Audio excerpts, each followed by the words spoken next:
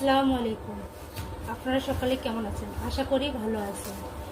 আজকে আমার মেয়ের বার্থডে উপলক্ষে আমি কিছু মাংস ম্যারিনেট করব।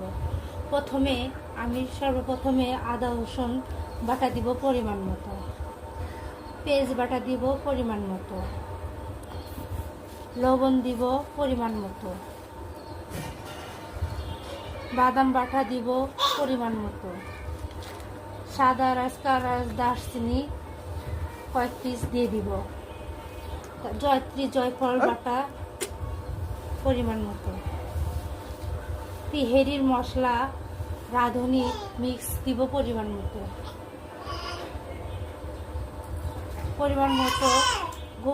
গরম মশলার গুঁড়ো দিব। এরপর আমি ভালো করে একটু মাখিয়ে নিব। এরপর আমি টক দই দিয়ে দিব। আপনারা যদি আমার ঘরেতে বানানো টক দই রেসিপি দেখতে চান তাহলে আপনারা কমেন্ট করবেন। আমি টক দইটি বাসায় বানিয়ে থাকি। এরপর আমি ভালো করে মাখিয়ে নিব।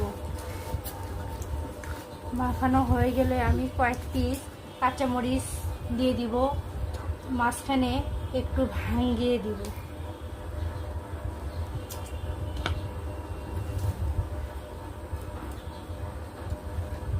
তারপর আবার একটু ভালো করে মাখিয়ে নিব। আমার শেষমেশ মাখানো হয়ে গেলে আমি এখন এখানে একটু সরিষার তেল দিয়ে দিব।